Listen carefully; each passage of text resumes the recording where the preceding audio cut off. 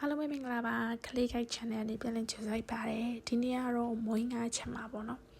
မွေးငါကိုလမြိုင်စတိုင်မျိုးချက်တာပေါ့နော်ပထမဆုံးငပြုတ်လေးတွေကိုပါဝါလီးပြီးတော့ရေစိမ်ရေထဲမှာစနစ်နဲ့ထည့်ပြီးတော့စိမ်ထားမယ်ပေါ့နော်စနစ်ထည့်တာကမညူသွားအောင်လို့ပေါ့နော်အပြင်ဝေပြီးတော့စိမ်ထားလိုက်ပါမယ်ပြီးရင်မုံငါမှာထည့်စားဖို့ချက်သွန်ဖြူစီတက်ပါမယ်မွေးငါနှစ်ကိုတော့အိမ်ကအမေလုပ်ပေးထားတဲ့ဒီဂျင်းချက်သွန်ဖြူ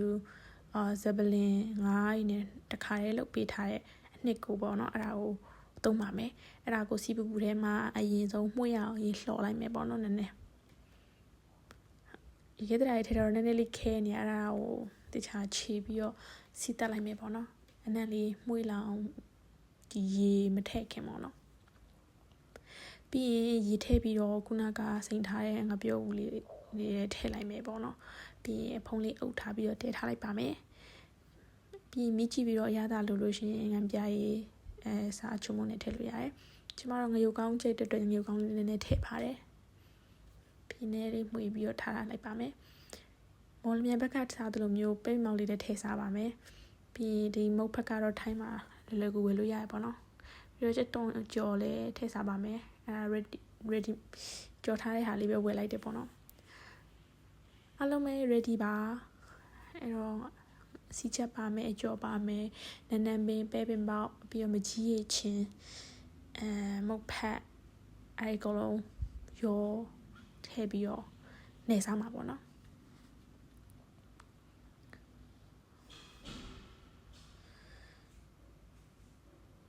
အဲ့တော့မော်လမြိုင်ဘက်ကလူတွေကတော့မွန်းကားစားရင်မွန်းကားတွေကိုပဲပင်ပေါက်တွေပြီးလို့ရှိရင်ထမင်းတို့ခင်းချင်တီတို့မျိုးလေထည့်စားလေးရှိရပေါ့နော်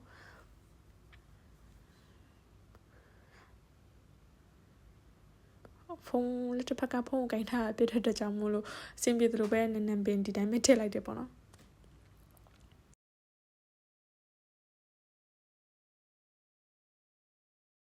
ကျမကဟင်းရည်ကိုအများကြီးထည့်ရမကြိုက်ဘူးပေါ့နော်ဟင်းရည်နည်းနည်းလေးနဲ့6ကလေးတုပ်ပုံစံမျိုးလေးစားရတာမျိုးကြိုက်ပါတယ်အော်ပြောဖို့မေးလို့ဟင်းငါးရည်တွေကို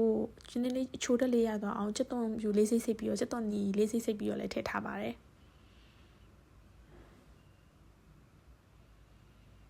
ကဲအားလုံးပဲ ready ပါအဲ့တော့ကျွန်မငရုတ်တိချက်မှုလေးနဲ့ထည့်လိုက်ပါတယ်